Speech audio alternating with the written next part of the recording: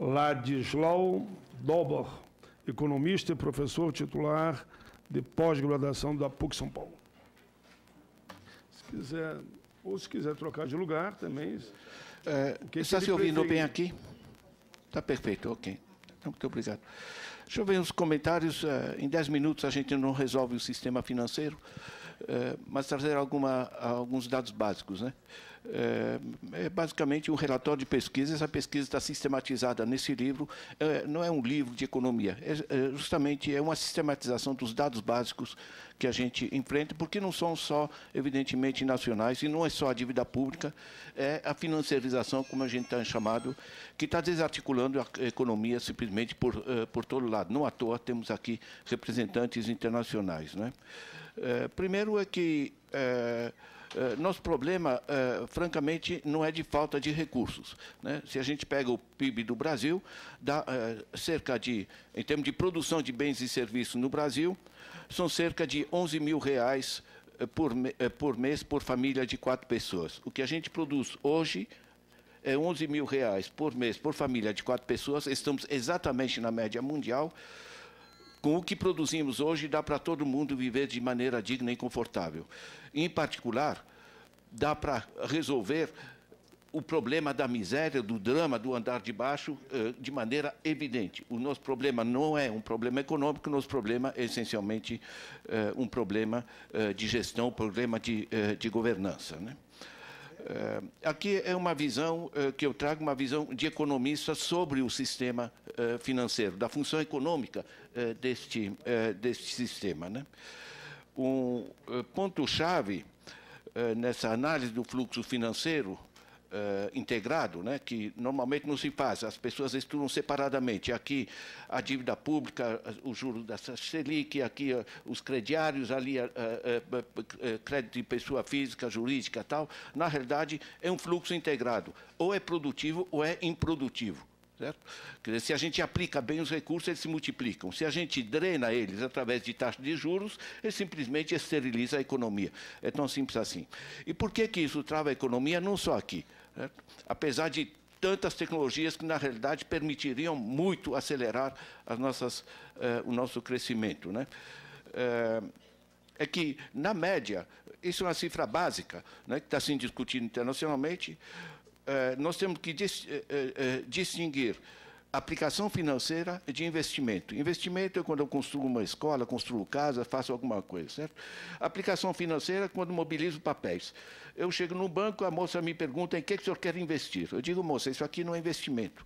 Eu posso fazer montes de movimentos de papéis, ganhar muito dinheiro, não vai aparecer um par de sapato a mais no país, nem uma casa a mais construída, certo? Isso aqui é um eixo absolutamente improdutivo. E isso é essencial. Em inglês fica muito claro, a renda, o rendimento que vem de trabalho, de produção, chama income, né? E o que vem de processos especulativos chama rent, é renta. Não é? No Brasil não existe a palavra renta, curiosamente. Em francês também é muito claro, né?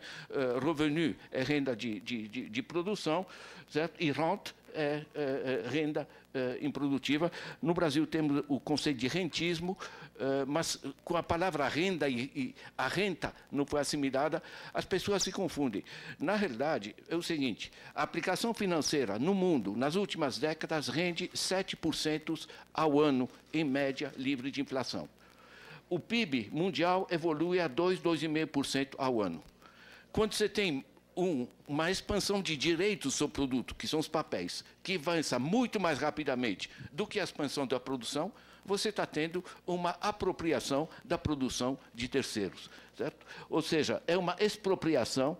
E a grande corrupção, eu estou conhecido, é o seguinte, a grande corrupção mesmo, o que a gente chama de apropriação indébita de recursos, ela gera a sua própria legalidade. Ela tem suficiente força política para dar aparência de legalidade a um processo que é simplesmente destruidor para a economia. Como isso impacta a economia no sentido mais amplo, né? Impacta as famílias, impacta as empresas e impacta o Estado. 3 motores centrais da economia para fazer com que a economia funcione. Por que o principal motor é o consumo das famílias? Por que não funciona? Você vai num crediário, você está pagando, em média, artigos do lar no Brasil, 141%. O máximo que eu encontrei na Europa é 13%. Ao ano, não existe juro ao mês, isso é treta. Certo? Isso significa uma coisa muito clara, que eu constatei numa loja dessa que tem dedicação total a nós. Né? Você tem um fogão que sai da fábrica a 200, vai pagar 40% de imposto, vai ter um ganho assim mesmo vendendo à vista, mas eles vão vender à vista a 420 e estão vendendo a prazo a 880. Sabe o que é isso? Que as pessoas que não têm como pagar à vista estão pagando 880, caso concreto, por um fogão de 200. Ou seja, é um sistema intermediário que trava a capacidade do produtor investir, porque ele tem pouco lucro, e trava a capacidade de consumo das famílias. Eu estou dando esse exemplo, mas vocês podem pegar o cheque especial, que está 320, vocês podem pegar o rotativo do cartão, que está 485. Eu tenho que, economistas internacionais que me visitam, eu tenho que mostrar os documentos do banco, porque eles não acreditam. Eles acham que é uma piada. Né? Nós temos, agosto de 2017, 61 milhões de adultos, né, desses que têm acesso a crédito, 61 milhões de adultos inadimplentes, né, enfim, negativados, na expressão da Serasa Experian. Quando você tem 61 milhões de adultos que não conseguem sequer cobrir o consumo anterior, porque estão endividados, que dirá fazer compras novas. Você travou o principal motor da economia, que é o consumo das famílias. E travou drenando através de juros. Eu, professor Ladislau, tenho minha poupança, pago uma geladeira a R$ 1.200, a massa da população que não tem esse recurso, ela paga essa mesma geladeira R$ 2.700. Curioso é que no estudo da inflação, a gente não acrescenta isso. Na prática, ele está pagando mais do dobro. Certo? E dizem não, porque a inflação é medida apenas pelo preço à vista. Certo? É um sistema claramente surrealista. O que acontece quando você trava o consumo das famílias? Você trava a produção das empresas. Né? As empresas não têm para quem vender, aí você joga a inflação para baixo porque estão quebrando, estão vendendo de qualquer maneira. E você diz, olha, reduzimos a inflação. Certo? Não é assim que se reduz a inflação, dando crédito barato para as empresas que possam investir, dando crédito barato para as famílias que possam consumir, e desse equilíbrio entre oferta e consumo, você modera a inflação. Isso é política econômica no sentido pleno. Por que as empresas, e em particular a pequena e média? Porque as grandes empresas e as multinacionais pegam dinheiro lá fora 3%. Certo? Aqui vão pagar 20%, 30%, 40%. A pequena e média empresa ela vai pegar ali no banco onde tem a conta. Certo? Os juros são absolutamente escorchantes e inviabilizam a atividade empresarial. Certo? Quer dizer, ele não tem para quem vender. E ele não tem como recorrer a crédito nesse sistema, porque é escorchante o crédito, certo? E ele tem a alternativa de colocar na dívida pública, certo? Que vai render, na média, por exemplo, toda a fase Fernando Henrique Cardoso era entre 25% e 30%, chegou a 46%. E esse sistema, o que é? Maria Lúcia apresentou a cifra de 2015, né? Você tem 400 bi transferidos a título da juro, mais cerca de 100 dos swaps cambiais. Você tem 500 bilhões, certo? Ou seja, 8,5% do PIB, que, em vez de serem transformados em políticas públicas, no sentido de investimento, e políticas sociais, saúde e educação, é transformada num sistema que transfere recursos dos nossos impostos diretamente para os bancos.